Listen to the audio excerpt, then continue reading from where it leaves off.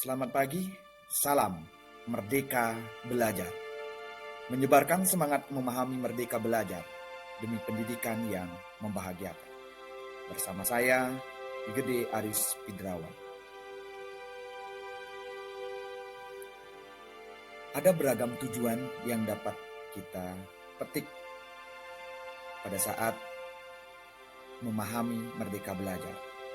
Tujuan yang pertama, kita dapat memahami gagasan dan prinsip pendidikan berdasarkan pemikiran Ki Hajar Dewantara.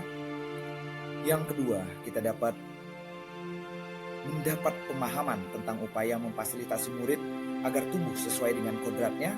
Dan yang ketiga, kita dapat memahami penerapan pembelajaran yang memerdekakan murid. Ada beragam subtopik yang dapat saya pahami berkaitan dengan modul Merdeka Belajar. Yang pertama, upaya mengenali dan memahami diri sebagai pendidik, mendidik dan mengajar, upaya mendampingi murid dengan utuh dan menyeluruh, upaya mendidik dan melatih kecerdasan budi pekerti, dan upaya pendidikan yang mengantarkan keselamatan dan kebahagiaan. Merdeka Belajar lahir karena selama ini kita dikungkung oleh pola-pola pembelajaran lama. Berdasarkan refleksi yang saya lakukan, ada beberapa pola pembelajaran yang lama yang mungkin saya lakukan. Yang pertama adalah pola pembelajaran tanpa persiapan sehingga pembelajaran menjadi membosankan. Pembelajaran pada prinsipnya adalah sebuah proses yang harus dipersiapkan.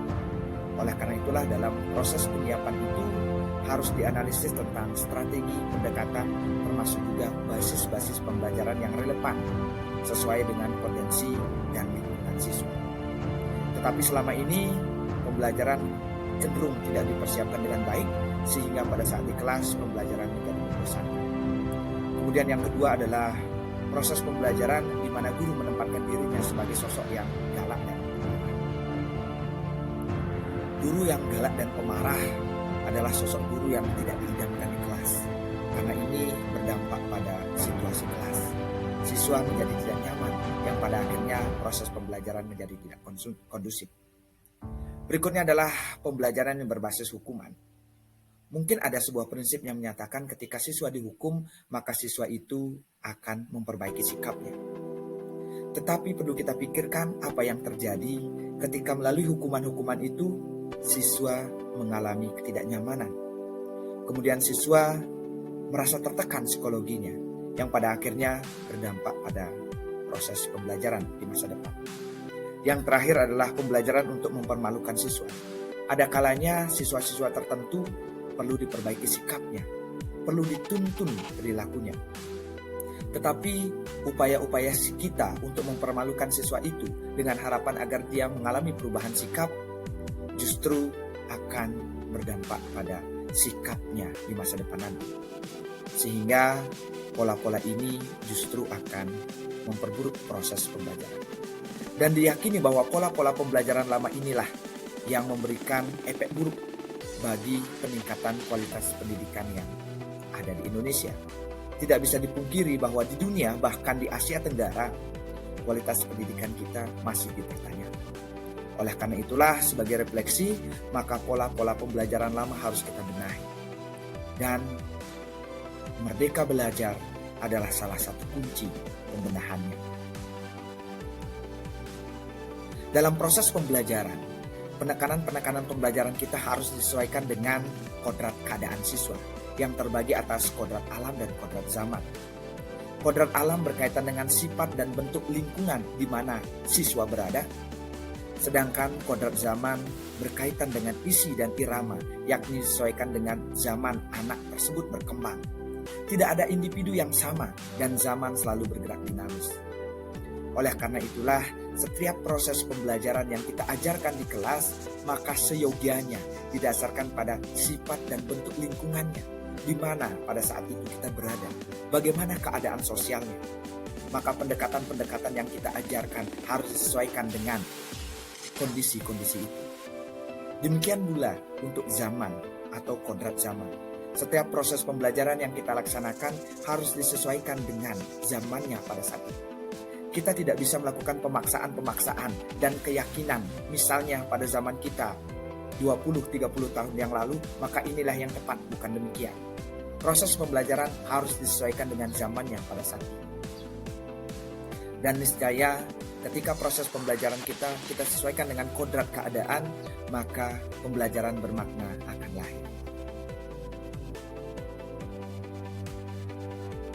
Demikian pula dengan asas-asas yang selalu didengungkan oleh Ki Hajar Dewantara atau yang diistilahkan dengan asas trikon, meliputi kontinu, konvergen, dan konsentris. Kontinu yakni pengembangan secara berkesinambungan dan terus-menerus dengan perencanaan yang baik. Konvergen yakni pengembangan yang dilakukan dapat mengambil dari berbagai sumber. Dan konsentris yakni pengembangan pendidikan yang dilakukan berdasarkan kepribadian dalam implementasi kurikulum.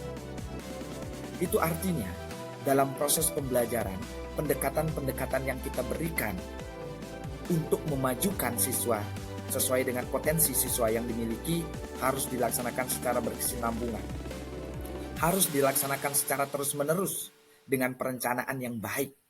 Perencanaan-perencanaan itu pada akhirnya akan melahirkan strategi pendekatan dan basis yang lebih baik. Hal itu kita harus lakukan terus-menerus.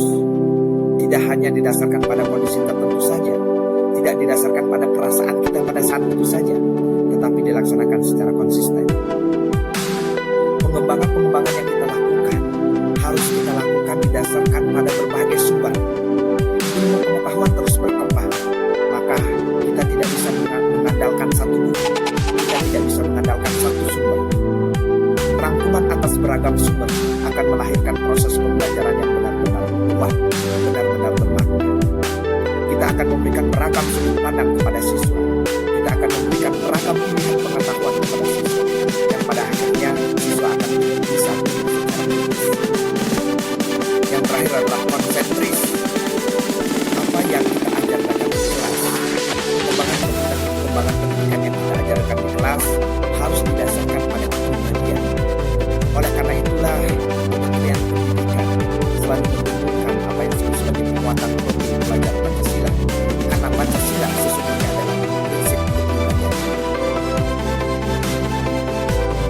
Dan yang terakhir dapat disimpulkan bahwa dalam Merdeka Belajar sesungguhnya bukanlah sosok pentransfer pengetahuan, melainkan fasilitator dan penuntut agar seluruh potensi diri mampu berkembang dengan baik sesuai dengan kodrat alam dan zaman. Dalam Merdeka Belajar, kecerdasan-kecerdasan yang harus dikembangkan bukan semata kecerdasan intelijensi siswa, melainkan juga kecerdasan sosial, emosional, dan spiritual yang muara akhirnya adalah